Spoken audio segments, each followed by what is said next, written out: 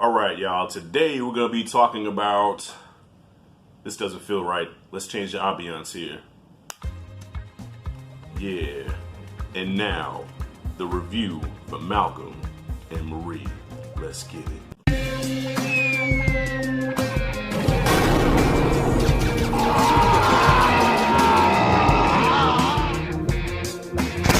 Man, fuck the smooth shit. Let's get into this review. Malcolm and Marie, the new Netflix movie that dropped starring John David Washington and the lovely Zendaya. I used to fuck her name up. I used to call her Zendaya.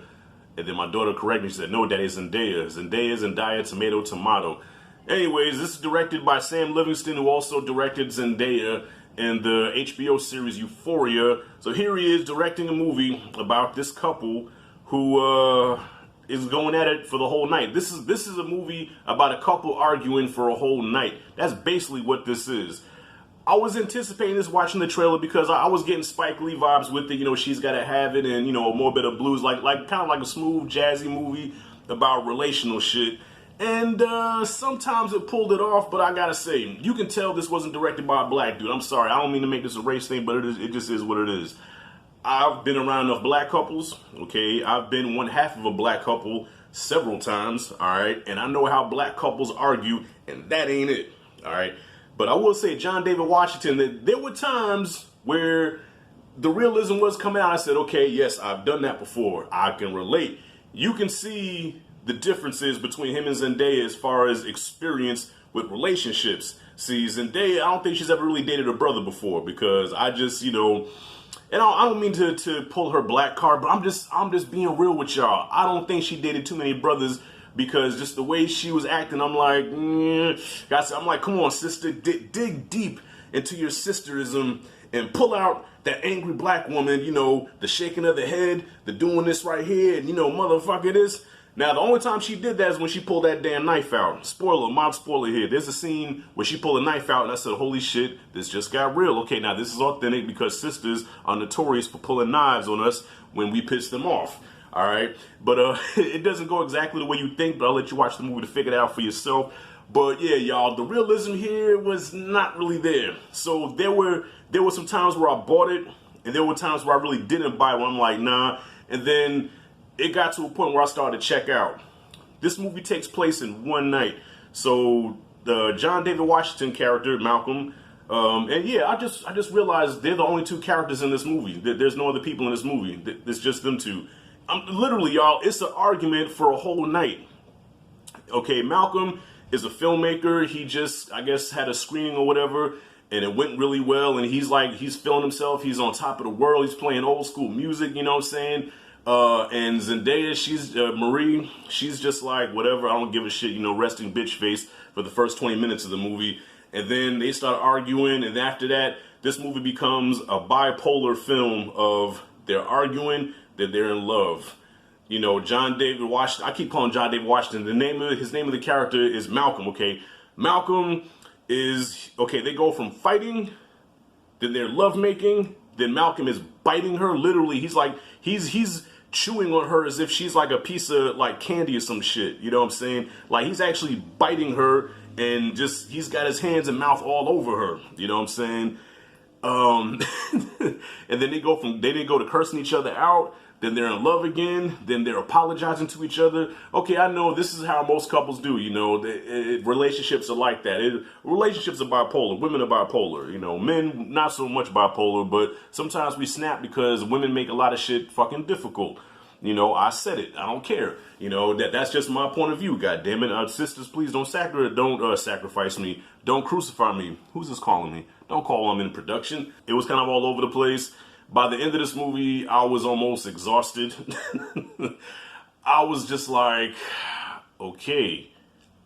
I think what would get this movie a little bit more kick, a little bit more spice is maybe a little bit of physical altercation. You know what I'm saying? I mean, I don't mean no hardcore slapping and beating up like Tyler Perry type shit, but just a couple of shakes, a little slap here and there, a little shove, a little push, a little, some sort of aggression. You know what I'm saying?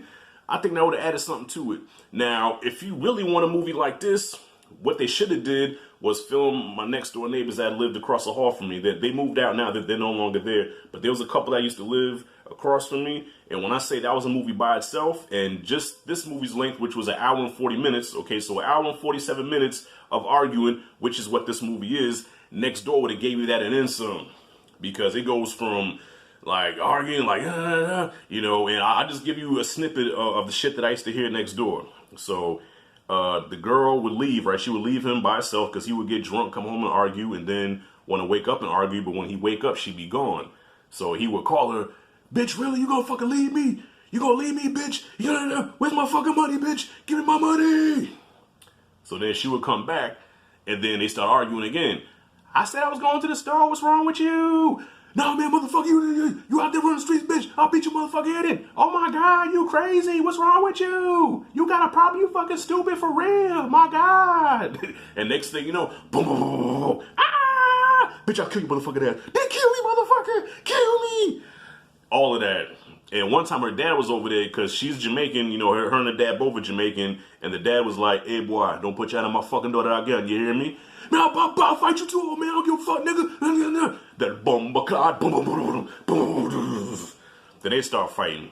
You know, then they ended up in the hallway, and the boyfriend was in his drawers and his tidy whities, and the dad was whooping his ass. And then she, oh my God, what's wrong with y'all? What y'all doing? Now, can you see that movie? Now that's a more exciting movie. That movie will have you all in like, oh my God, I hope he don't kill the bitch. So with this, it was just more of, yes, I love you. Oh, I'm sorry. And then the times where it did get exciting, like I said, is when Malcolm was going off, when he was cursing out.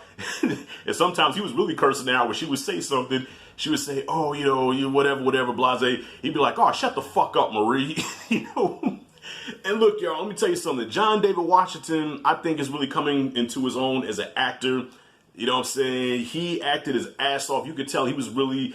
And the biggest compliment I can give this movie is the back and forth. This is like an acting tennis match between John David Washington and Zendaya. And I thought, to me, that was a highlight of the movie, to see how they would go back and forth, how they bounced off of each other.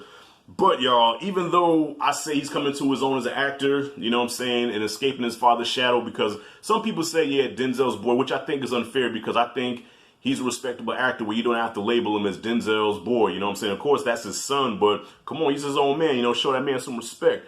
But I could not help but notice, and I know I can't be alone in this, when he talks, right, he has Denzel's exact voice, right?